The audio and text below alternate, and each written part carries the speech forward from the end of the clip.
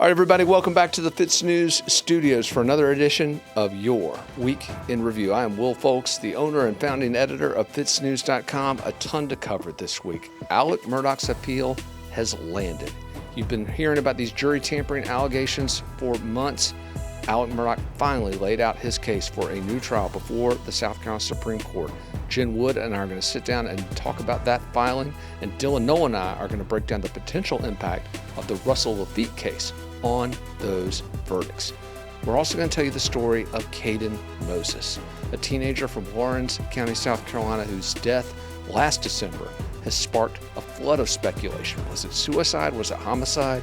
Jen Wood and I are going to break down this heartbreaking story and bring you the latest on that investigation. And last but not least, another huge week in politics, not only nationally, but here in South Carolina. Dylan Noel and I are going to break down the latest with Nancy Mace and the drama surrounding the South Carolina Freedom Caucus. All that and more heading your way on the Week in Review.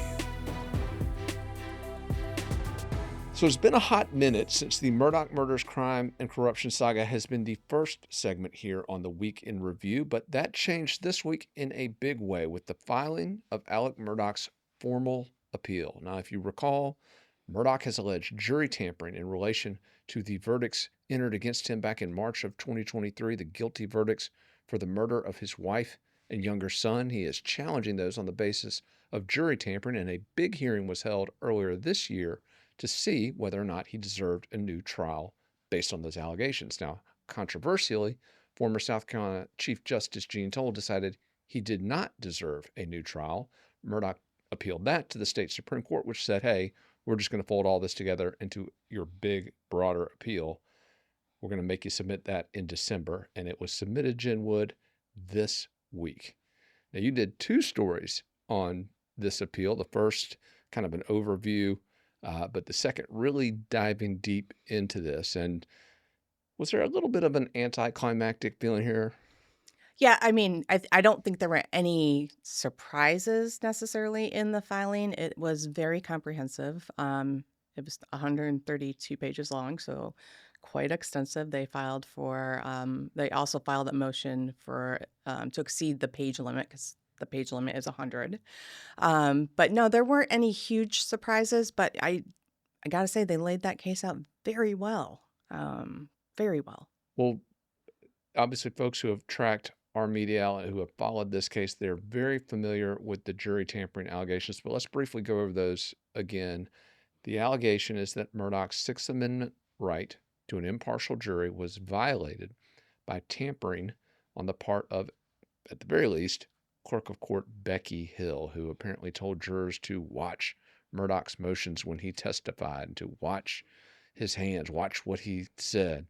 And one juror back in January indicated that those comments impacted her perception of his guilt, which by definition, Sixth Amendment violation. So this case was laid out in the appeal, but there was a part of it that we talked about, and we're going to bring Dylan Nolan in here momentarily to talk about the Russell Laffitte case. But there was a reference to that Russell Laffitte case in this jury tampering thing that could have some significance. Is that right, Jen? Right. Yeah, and that's something that, you had called out in an article when the Fourth Circuit had ruled on Russell Laffitte's trial to overturn that verdict. It is, and the defense referenced right to the fact that the presumption lays on the state to prove that the conduct was harmless. That's right. And in this case, Dick Harpootlian, the lead attorney for Alec Murdaugh, was pretty blunt in his assessment that, hey, if you've got somebody telling jurors, watch him closely, watch him like a hawk, and she's out trying to sell books based on a guilty verdict, according to him, that's the definition of a harmful impact. But Jen, you've been covering these jury tampering allegations from the beginning. You've been covering the state's curious response to them. They have yet to charge Becky Hill with jury tampering or anything related to the many ethical and potentially criminal acts she's been accused of committing over the course of the last year. The state's delay, the court's refusal to release files related to the dismissal of a juror. But let me ask you this question. We've talked about the egg juror, the juror who was controversially dismissed from this panel just hours before the guilty verdicts came down. The juror many believed may have been a holdout, may have not voted to convict Alec Murdaugh. That wasn't part of the appeal. No, no, it was not. In Myra, the egg juror, she was not a deliberating juror, and I mean, I think their focus was primarily on the jurors that deliberated, and uh, as it should be. And I don't think that they necessarily needed to bring Myra into Felt like this. they had enough. Right, right. In looking at that filing, what I believe personally, I think the jury tampering allegations should be enough to get Alex Murdaugh a new trial. Do I want him to have a new trial? Absolutely not. We're all exhausted from Murdaugh. But when you look at it, just based on that evidentiary hearing in January, when Toll heard all of the evidence, she said, she admitted that. Her own standard had been met. Right, right. So, I think just based on that, we're looking, but do I think it'll happen? Mm, Probably not at the state court level. We'll I have don't to know. We'll see. see. We'll It's a see. compelling appeal, but Right. obviously, it doesn't matter how despicable this guy is. It doesn't matter how sick we are of covering him. Fact remains, if his Sixth Amendment right was violated, that kind of trumps all of it. Absolutely. And they also got into the evidence that Judge Newman allowed in. So we knew that was also going to be a part of their appeal, and they certainly finally did get into, especially the financial crimes, that those were allowed in this 132-page document. And the argument there was that the impact of allowing those was far more prejudicial than probative, I think was the language Yes, used. yes. And they're arguing that Judge Newman, the beloved Hmm. judge, America's judge in the aftermath of that trial, universally admired for the way he handled it, but they're arguing, hey, nice guy, certainly, but hey, rules of procedure here dictate that evidence doesn't come in. Is that the Yes, that is it. And that's not the only evidentiary error that they said they believe Judge Newman made. They also brought up, the cell phone expert from Charleston, Paul McManigal, that was on the stand about the Maggie's cell phone being thrown out of the car, he said, hmm. Yeah, which I this thought, was the guy that sat in his office and threw the yeah, through phone the phone hundreds hucking of guy. times. I mean, even when he was on the stand, we were all like, "What is happening? What, like, And this was this is important though, because this was right, the attempt to prove that Alec Murdaugh flung his dead wife's iPhone from the window of a vehicle moving, what, 42, 42 40? miles an hour." Yeah. So, yeah, it was very important testimony, and it became important after General Motors released the data from Alex's vehicle at the Mm-hmm. very last minute in the middle of the trial. They got specific data relating to where that vehicle was, how fast it was going. So Maggie's phone, the last time it lit up, was before that vehicle passed the location where her phone was Oh found. boy. So when they presented that evidence from Alex's vehicle, they had to come up with testimony from somebody to explain why that phone didn't light up when Alex was driving by, when he would have thrown it out the And this was the window. best they had, apparently.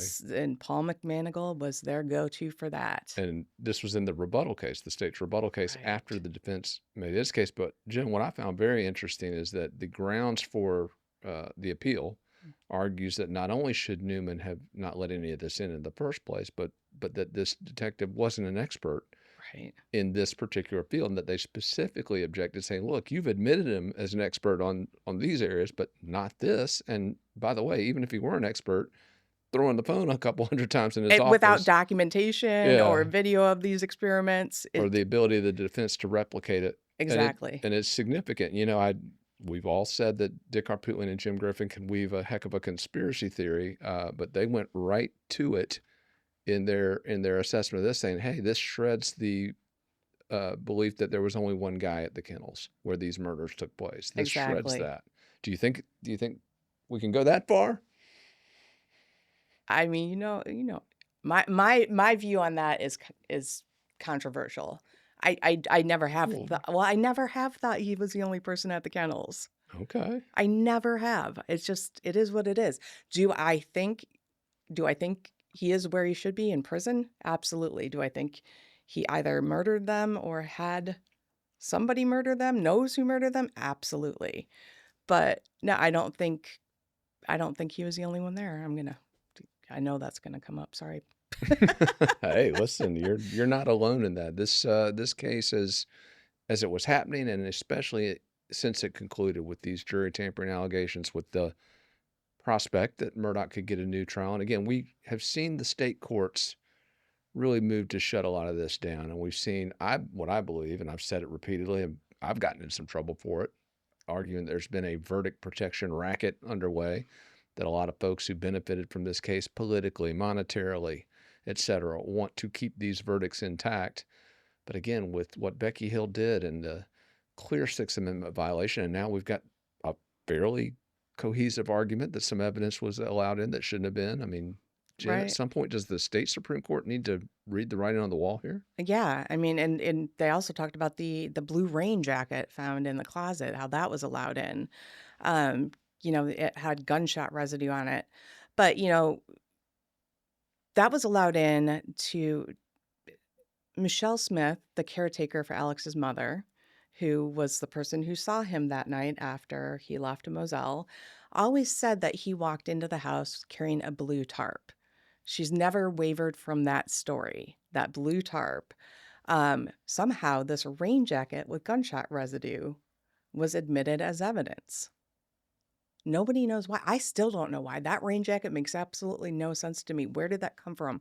What does it have to do with this story? It doesn't make any sense. Well, we've seen a ton of Murdaugh books. We got one of them here on the shelf. Valerie Borland's excellent, Devil at His Elbow. I think that's the definitive take on this saga. But Jen, the way this thing is going, it sounds like the last chapter, at the very least, and maybe the second act of this thing, has not been written. But there is one case, while we await a determination as to whether Alec Murdaugh's verdicts will be tossed. There are Murdaugh-related verdicts that have been tossed already.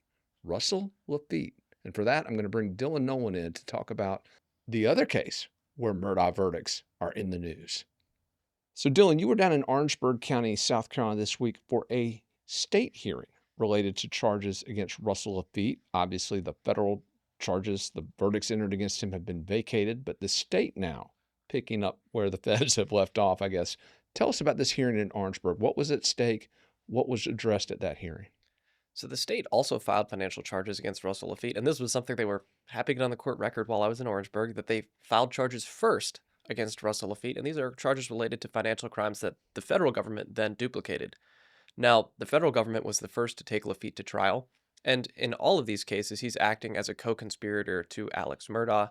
In none of these allegations do they say that Russell Laffitte, kind of his own mind, of his own volition, completely came up with these schemes to defraud people.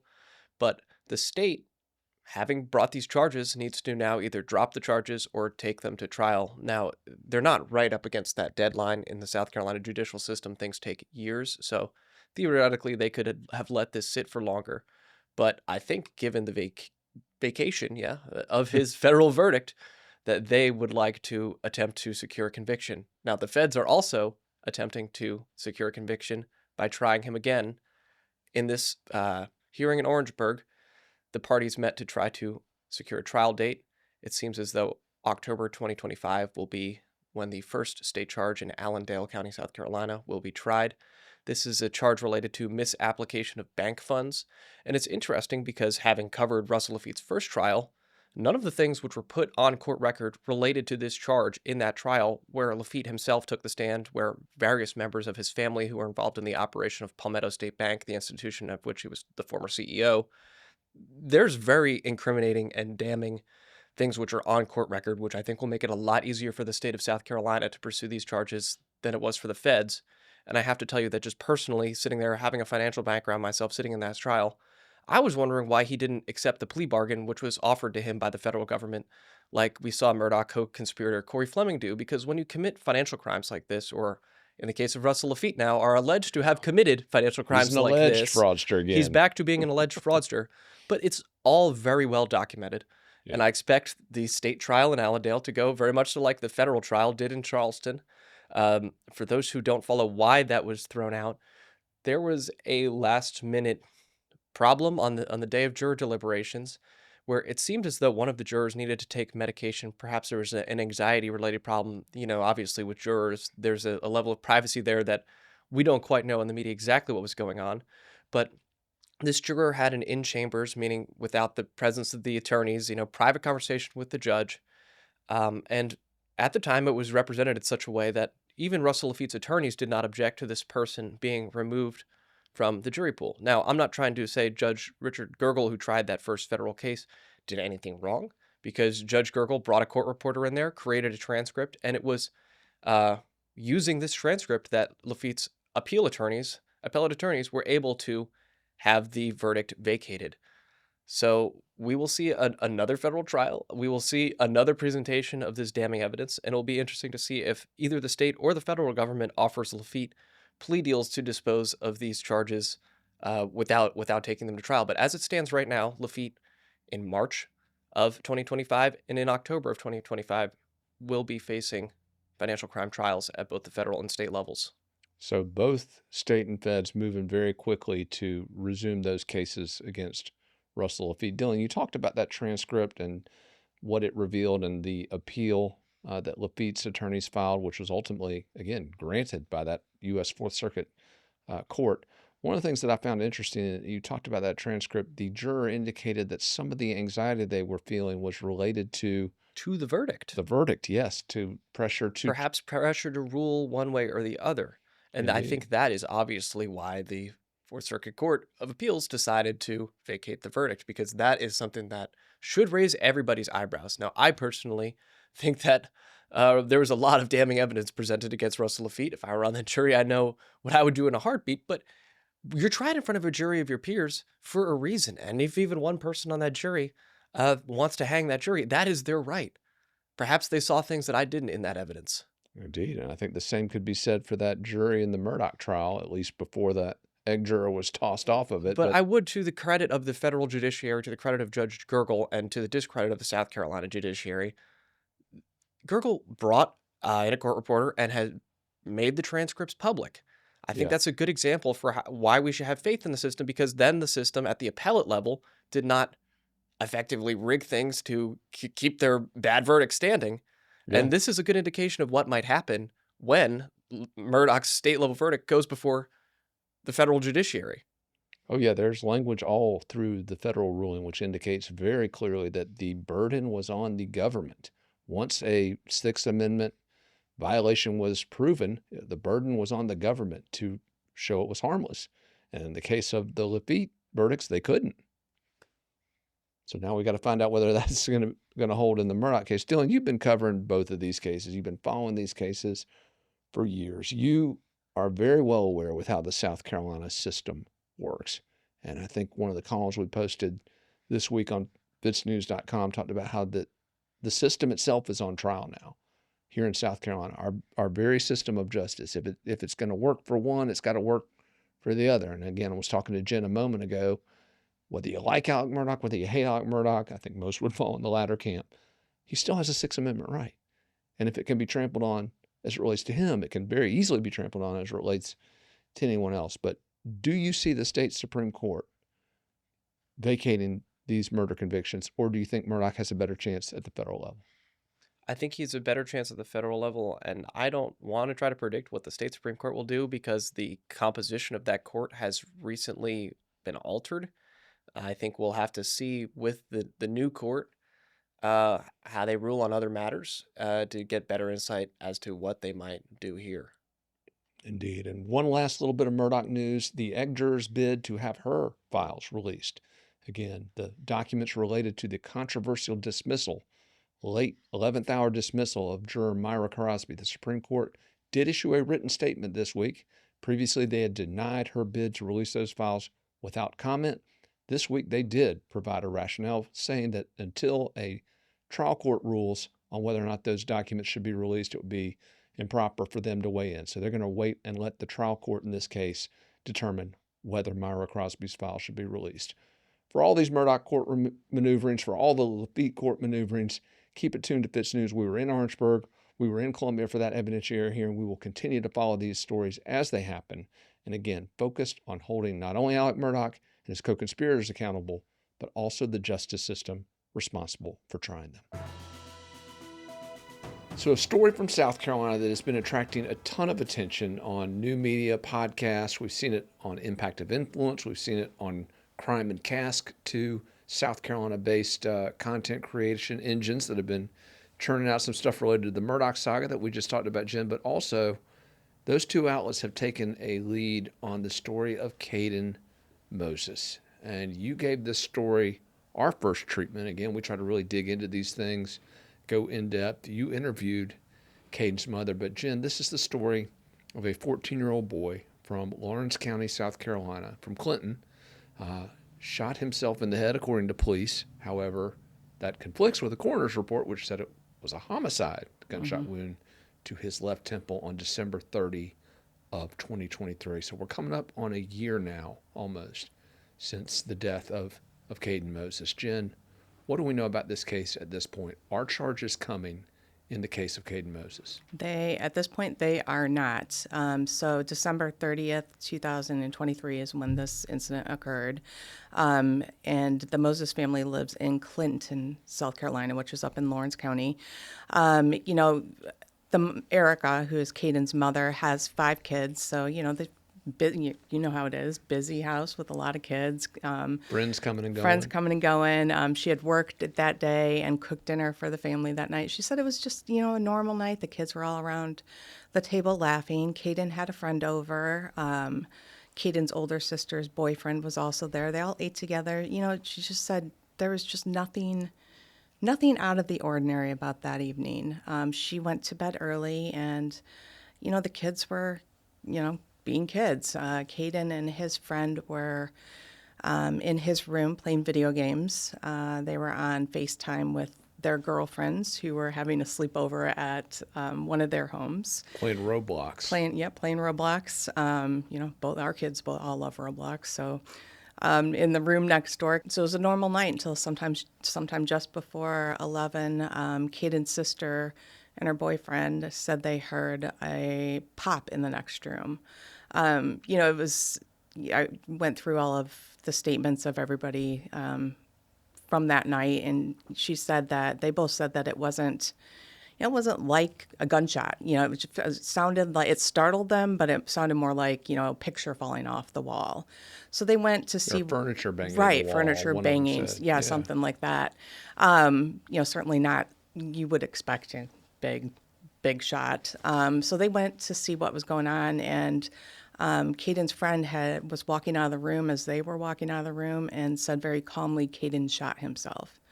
They thought it was a joke, but when she looked in the room, pretty quickly realized that it wasn't. So that's when they woke Kaden's mom up, Erica.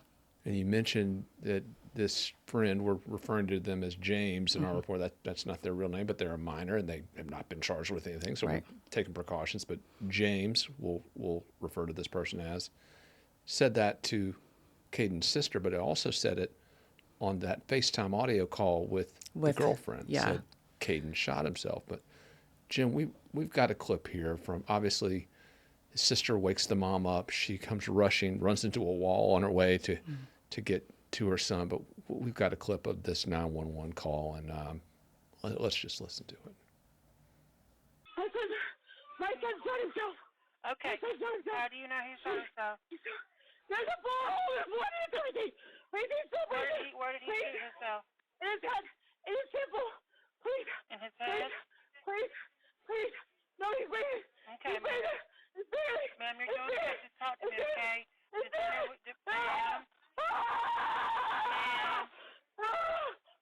Ma'am, what's your name?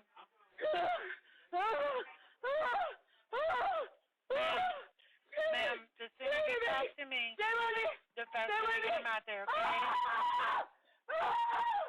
Ma'am. I can't breathe. Ma'am. I can't breathe. Everything's gonna be okay. Everything's going to be all right.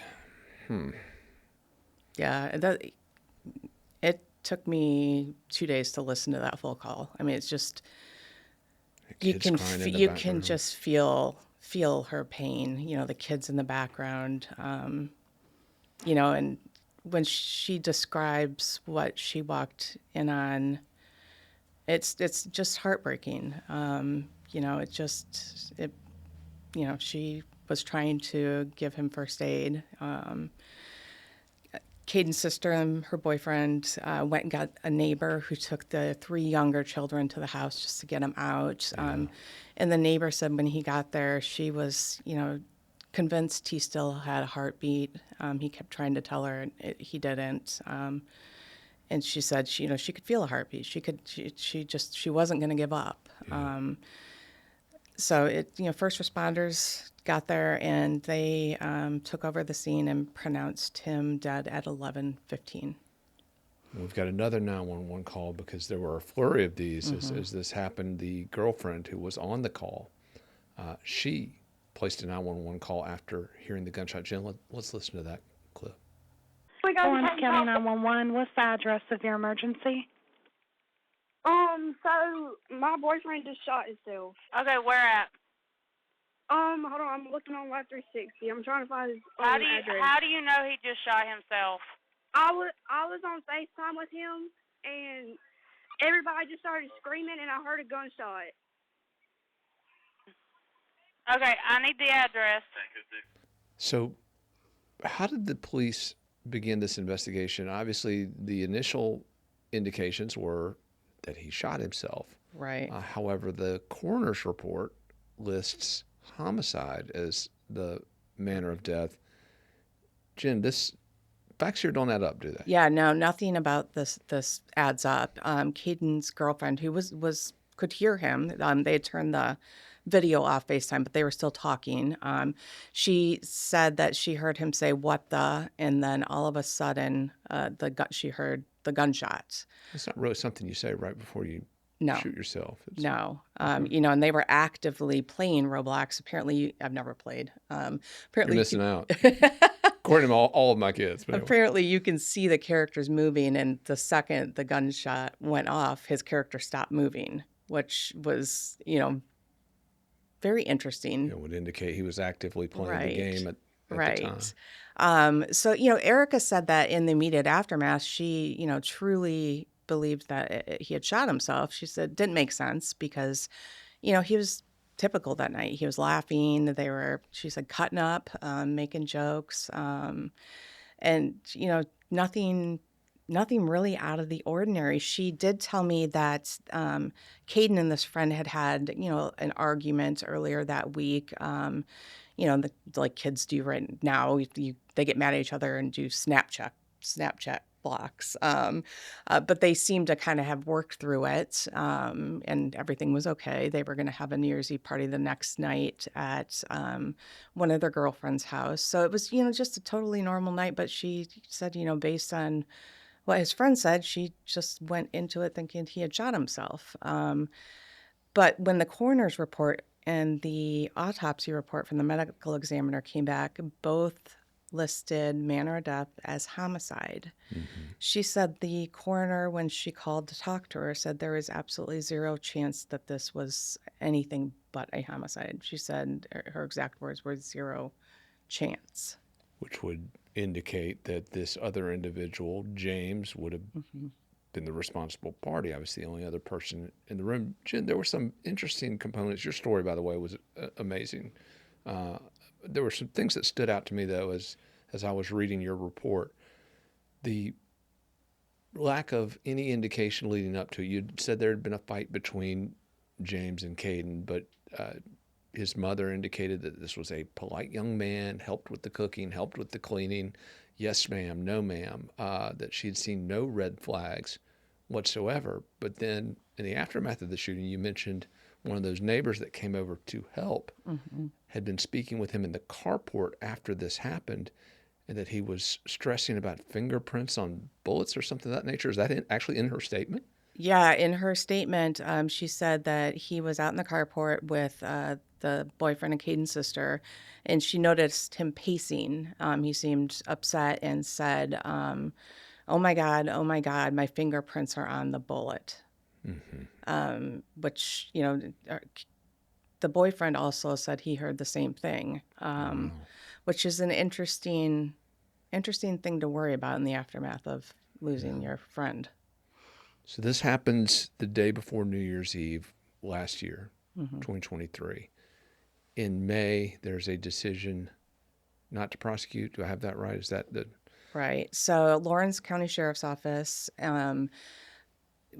was the initial investigating agency, but with child fatality investigations, SLED has a special victims unit that deals with child fatality investigations. So they were called in. In May, they sat down with Erica, SLED, Lawrence County, the solicitor's office, and said that this time they will not be prosecuting or filing any charges related to Kaden's death.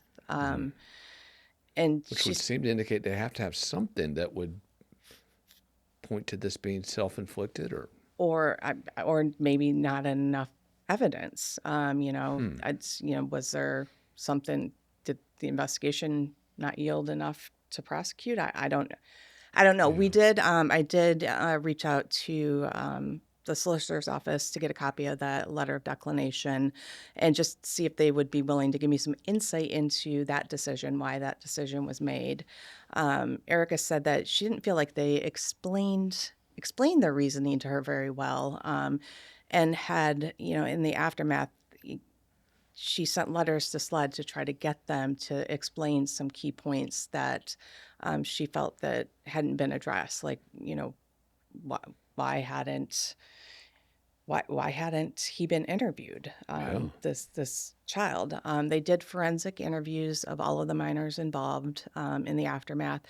She said that the friend of Kaden did conduct a forensic interview, but she was told that he pled the fifth in that interview. So we don't have that. It's very difficult to get records when it comes to child fatality investigations. We are requesting it. Sure. To see if there's the ability to redact and provide them. But that'll be an uphill battle. She had just had a lot of questions, and the major over that division of SLED responded back and said, at this time, they just do not have enough evidence to prosecute. This was after she pushed back a little bit, a few months after that decision not to prosecute. She sent a letter to SLED, Right. Erica, Caden's mother, Right. trying to get them to say, at least tell me why. Give me more. Yeah, I need like more. what do you need to prosecute? Make it make sense. Right. Right. So, I think that's heartbreaking for her. She still has so many questions about this. Yeah. And she's got 4 other kids that are still going to school with this friend, which is, she says it's difficult. It's one of those stories. It's hard. And I think, clarification from investigating agencies and the solicitor's office will help a lot if we can get that. She was hoping to get a copy of all of the body camera footage and audio from that night. And Lawrence County said that they would provide it, but it would be just over $1,000.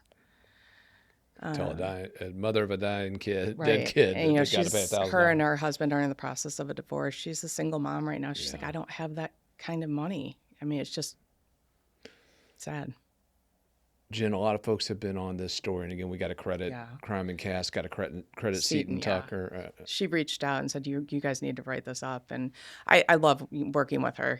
She's always very helpful, and I love, she did great. They did a great job in their podcast. So I was able to use, a lot of that interview, as I went through my story and all of the evidence provided. Yeah. Well, you've done a great job pulling this together, humanizing this story, laying it out. And certainly as it continues, we're going to continue to push these offices for this information. Again, any investigation, criminal investigation like this, when it closes, folks, the facts of the case should be laid out. They should be accessible. I understand the need to redact stuff when minors are involved, but this is the kind of thing where, again, there's a demand for transparency, an interest of transparency. Certainly have to weigh that against privacy concerns for minor children, but with the appropriate redactions, this is the sort of case, folks, that really screams for transparency and accountability over the investigation. Jen, thank you for your amazing work on it. Keep us in the loop as we continue to dig into the story of Kaden. I will. Thank you.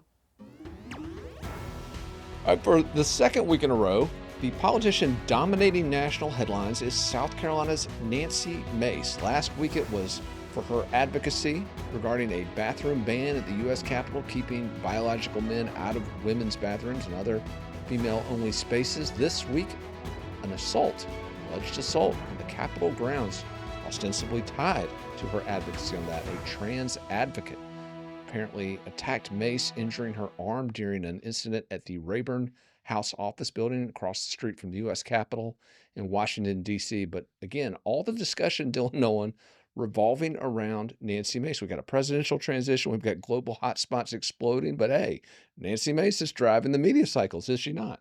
Nancy Mace always seems to be driving the media cycles, whether it's with the Scarlet Letter, whether it's with graffiti outside of her house, whether it's with 250 tweets in a day about the trans bathroom issue, or now, unfortunately, it seems as though she's been assaulted while at work. So, this is obviously not the headline that anybody wants. Yeah, charges were filed in connection with this, again, And this is alleged a assault. serious case. This Yeah. is a serious allegation. This individual is facing felony charges. Yeah, for assaulting a public official. It was an incident, again, occurred at the Rayburn House office building. Now, detractors of Mace have claimed that it was a vigorous handshake and that Mace is faking. In fact, one of her own former staffers, a DC Swamp insider, has been very vocal criticizing Mace over this. We spoke with the Congresswoman briefly, and she indicated that it was a serious injury, that she had had trouble even lifting her arm for a period of 2 days, may have even had some rotator cuff damage. Dylan, that sounds a little worse than a vigorous handshake. Yeah, and importantly for the criminal aspect of this, if she went to a hospital, which reports are she did, this will be documented, and this will be used in the federal prosecution of this individual. Indeed. Obviously, Mace's advocacy on this issue, Dylan, you had written previously about how it put Democrats in a corner. This was an issue that really cost them at the polls. The whole trans woke ideological push, that hurt them with a lot of middle of the road centrist Democrats. And even with a lot of their own base. I mean, I don't know if you talk to many African Americans about how they feel about this particular issue, but not many of them align with the Democrat Party's official position. Indeed, and could be one reason Trump did so well with black voters during the last election cycle. Here in the Palmetto State as well. And also with women voters. Again, Trump not exactly lighting up the scoreboard with female voters, but he did better this cycle than he did in either of the past two elections. And part of that could be because this is an issue that really cuts against women's rights. This whole letting biological men in bathrooms, letting them participate in women's sports, right, Dylan? Yes, and I think that's why Nancy Mace has chosen to run the ball on this issue. Interestingly, though, she's running the ball on this issue, but the guy who benefited from it in the last election, President-elect Trump, seems to be taking a step back, Dylan. It's interesting. Trump has definitely toned down the rhetoric. Obviously, he campaigned hard on this issue. He invested tens of millions of dollars into advertisements, which blasted across the airwaves. Kamala Harris saying that she would support taxpayers funding gender transitions for illegal aliens, which was an ad that Democrat strategists predicted cost them 10 points. So this was a serious issue that he invested money and rhetoric in this election. And he's now toning it back, saying that he would like to focus on other issues. Now, does that mean he doesn't care about it? Who knows? He's somebody who was a New York Democrat for most of his life. So how does he personally feel about that? He was the first person to put an openly gay person into a cabinet level position. That's right. He beat Pete Buttigieg. So it's not surprising that Trump isn't going hard on this issue, but I think it's also reflected in the fact that this is the first time that Donald Trump, in Real Clear polling favorability, has a positive rating ever in his political career right now. Yeah, his transition has been efficient, if nothing else. A lot of folks have quibbled over the various appointees, but Trump clearly much better handle on things this go round than the last time he was in this situation, which you would expect, having been through it once. But Dylan, going back to Nancy Mace, as we look at her national profile, obviously through the roof, But these last few weeks have given her some street cred with social conservatives. And that's an audience that she needs to hit if she's going to run for governor of South Carolina or if she's going to beat Lindsey Graham in a race for U.S. Senator. But amidst all this controversy regarding the assault and the trans advocacy, the Daily Mail dropped a big alleged exclusive this past week regarding a video that for South Carolina politicos, this is old hat. This is the video, of course, the Nancy Mace drinking game video, baby bird, mama bird. I don't know exactly what you call it. It doesn't look very hygienic, Dylan. We're not going to be playing this game here in the Pitts headquarters, but this story disappeared in the aftermath of the assault, Dylan. But do you think the video is something that Nancy's going to have to deal with as she courts, again, those evangelical upstate voters? Yeah, I think a video of you spitting liquor into another woman's mouth is something that you're never going to not have to deal with if you're Nancy Mace. Fair enough. Also interesting, the woman in that video, a Trump volunteer, is the only identification. I do think the fact that she's wearing a Trump shirt in the video is going to help him with those primary voters. It could. Now, the story behind that individual is very interesting. We're not going to get into that on this segment. Maybe when we bring the Congresswoman in here, we can have a fuller discussion of the video. But Dylan, as Nancy looks forward her political future, obviously South Carolina Senate governor, which do you think she ends up campaigning for? So when you asked me this question last week, I referenced, we'll see how Lindsey Graham holds up with Trump. I think it's very interesting. Obviously, Nancy Mace is the one who is pushing this bathroom issue harder than anybody. I think she's a one-woman army on this issue. So to see Trump publicly push back specifically against that indicates that Lindsey probably has less to worry about than we might think with Trump potentially backing Mace in a Senate primary. Interesting. Obviously, South Carolina politicos always at the forefront of that national conversation. And speaking of Dylan, on the young Republican front, we talked last week about the dick pic saga involving the young Republican chairman here in South Carolina, Joe Bowers, the unsolicited dick pic. Now, this was supposed to be accompanied by his resignation from office, but that process got a little complicated, didn't it? Yeah, so we published this story on Wednesday of last week, and I would try to get in touch with Joe all day. You spoke with him briefly in the morning and then delegated the story to me. And so I'm trying to get Joe on the phone all day as I'm preparing the story because he had told you these allegations are bunk. And so, of course, I'm doing my due diligence, trying to figure out what's true, what's not.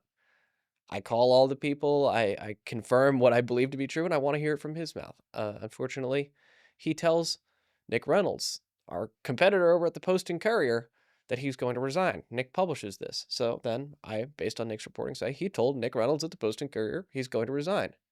About 40 minutes later, he calls me. We have an extensive phone conversation about, his side of the story, what he believes. And of course, I welcomed him to come into this set and to express that or to submit a guest column or to submit a quote in writing so that his side of the story can be told, because obviously his side of the story deserves to be told as well. And that offer still stands. But the interesting Just part from of the that, waist up. yes, just with clothes on, preferably. But the interesting thing was he said multiple times, I'm not sure if I'm going to resign. He was really on the fence about it. And of course, I just reported that you're going to resign. So I press him multiple times on this. Are you going to resign? Are you going to resign? And I never got a clear answer. And so that's when I came, onto this show, into your office, and I said, look, the guy hasn't submitted a letter of resignation. He indicated to me personally multiple times he's not going to resign. And then I'm watching over the weekend, no resignation letter, no nothing. And my phone starts blowing up with people like, he's not actually going to resign. And Wow. So this thing, Well, which we bait and thought was switch. put to bed, he never actually stepped down. And now this week, pressure mounted. I believe that he was also, Joe Bowers, was also getting more media inquiries from Nick Reynolds, like, is the resignation coming? Yeah, hey, buddy, my headline's still hanging out here. And keep in mind, South Carolina GOP chairman Drew McKissick, the highest Republican official in the state, called for him to resign. Mm-hmm. So the pressure's on, and he finally did actually step down. But it was not before the South Carolina Young Republicans organization was further dragged through the mud by having their chairman piddle-paddle around whether he actually was going to step down after these allegations. And look, he has the right to tell his side of the story. He believes that these allegations against him are false.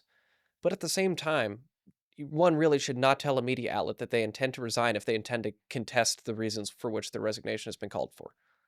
Well, he's put a new card in the Palmetto Politico playbook, the I'm going to resign. but let's wait and see if anyone actually calls me on it. It's a Yeah, nifty, this is nifty that's play. right down there with the Appalachian trail hiking and inefficacy of excuses in the Palmetto political world. I don't think this is one that should be repeated. Yeah. Well, it obviously didn't work out for him. The pressure forced him to eventually give up that post. Young Republicans sent out a release earlier this week announcing that they're going to hold a new election. So we'll keep an eye on who ends up replacing Joe Bowers. But Dylan, this wasn't the only scandal that we covered this week at the state level. The dust up involving South Carolina Freedom Caucus Chairman R.J. May surged back to the forefront, and it was your reporting that really drove this, Dylan. Your reporting that May had been suspended apparently for some time from the South Carolina Freedom Caucus. Now, I want to be clear that our audience understands this. May has not been indicted as of this airtime. He has not been suspended as a member of the South Carolina House of Representatives, i.e., his official office. That has not happened, but he has been suspended, as Dylan exclusively reported, as a member of the Freedom Caucus. Dylan, what's the latest on the RJ May situation? It's about as confusing as the Joe Bowers situation. Yes, and unfortunately, it's a whole heck of a lot more serious than the Joe Bowers situation. Joe Bowers was accused of showing a picture of his private part to another adult who, didn't want to see it, but RJ May, we've received reports, is under federal investigation for possession of child sexual abuse material. So this is a whole nother level more serious. And federal authorities put in a written filing to a federal judge that they, about 2 weeks ago, intend to prosecute May within the next 3 months. So we're looking at potentially here in the coming weeks, indictments being handed down for about the most serious charges short of murder that one could be charged with. We received insight this week that suspension might have been in place, and so called the chairman of the South Carolina Freedom Caucus, Jordan Pace, and asked him on the record, very definitively, is or is not RJ May a member of the South Carolina Freedom Caucus? The only thing that Chairman Pace would tell me is that he had been suspended for some time. So he confirmed he was suspended, said he'd been suspended for some time, indicated to me that he did not intend to release a formal press statement on this matter. And I've since had a lot of other people blow up my phone and say, well, when did the suspension happen? And people showing me private communications that indicate, that quite recently, at least some members of the Freedom Caucus, some members of their leadership believed that he wasn't suspended. So I don't know if we'll ever get clarity on when some time was, but that is certainly a question that is still hanging out here is, when did the South Carolina Freedom Caucus decide to suspend RJ May?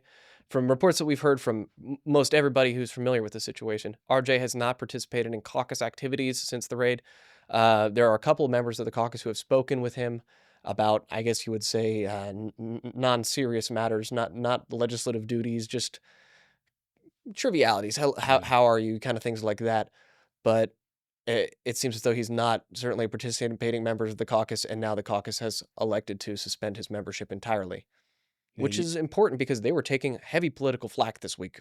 Yeah, and I was going to point out, you had mentioned since the raid, obviously that's the August 5th search of his home by federal and state agents, which began this drama. In fact, we reported that very day that search had taken place. But yeah, Dylan, you're absolutely right. This is not taking place in a vacuum. The South Carolina House of Representatives, the Republican-controlled legislative chamber there, the GOP supermajority, as a matter of fact, made two very interesting moves this past week. First, they reelected to the position of reading clerk an individual who had been a staunch never-Trumper, endorsing Kamala Harris, endorsing Democrat lawmakers over Republican nominees for the House, something that Merle Smith has said is a no-go for Freedom Caucus members, but apparently this guy can get away with doing it. But Smith also permitting Democrats, who again occupy only 35 out of 124 seats in the South Carolina House, allowing them to serve as chairs of important legislative subcommittees, including a family law subcommittee, which is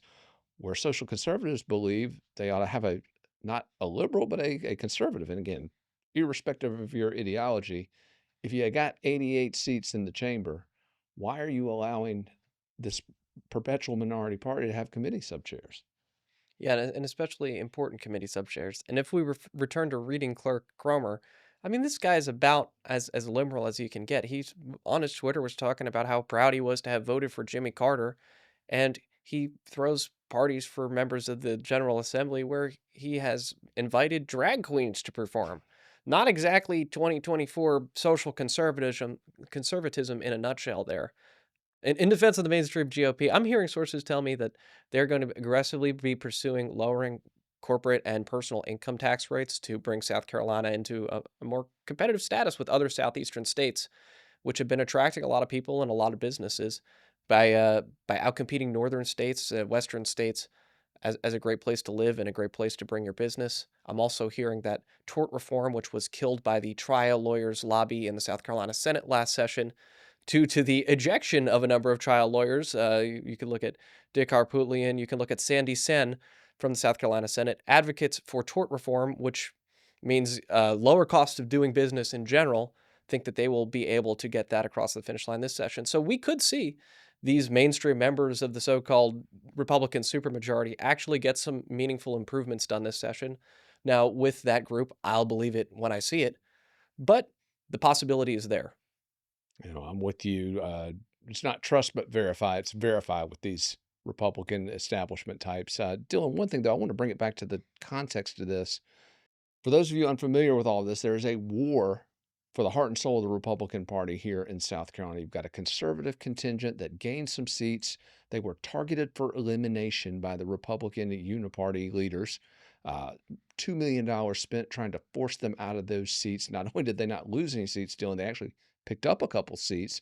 But this war ramped up again, and we're seeing this centering on RJ May. Look at this here, Dylan. This is one of the text mailings that went out linking him to P. Diddy, linking these other lawmakers to May and P. Diddy. And in fact, we've got even one here. We're going to pull this one up. It shows Adam Morgan, the former chairman of the Freedom Caucus. He's not even a lawmaker anymore. They're going after him, apparently, because they see him as somebody who may run for office on a bigger stage later. Yeah, and the fire was going in both directions. The Freedom Caucus's mysterious financial backers have been sending text messages of their own against the establishment members of the House. So it's been almost like a contested primary here when we are still very far away from the next primary election, and the legislative session hasn't even started yet. So we can expect the food fight to continue. Again, FITSNews was covering every bit of that, folks. The big primary battle back in June, the elections just last month. We've been following the back and forth this week. And of course, when the gavel falls on the upcoming session of the South Carolina General Assembly, we will be there. And as I noted at the outset of this political segment, South Carolina drives this debate, folks, whether it's the Republican primary, the Democratic presidential primary, star figures like Nancy Mace, Tim Scott, Nikki Haley, Lindsey Graham. Agree with them or disagree with them, folks. They are driving debates at the national level. And you can keep it to FITSNews, tuned here for the intersection of all those key issues and all of those newsmaking politicos. All right, that is a wrap for this week's show. I want to thank everybody for tuning in. Before you go, Christmas is around the corner. If you haven't already, please consider subscribing to FITSNews or gifting a subscription to a friend. Your support empowers everything we do here to hold folks in power accountable. It's only $8 a month, and again, it enables us to bring that truth and accountability to the marketplace of ideas. Also, if you're already a subscriber, be sure to check out our new storefront at FITSNews.com, where we've got a ton of merch lined up. If you're looking for a gift for somebody, we've got some fun items there: t-shirts, sweatshirts, coffee mugs, you name it. Check out the FITSNews storefront on FITSNews.com. Thanks again to everybody for tuning in, and we will catch you next time on your Week in Review.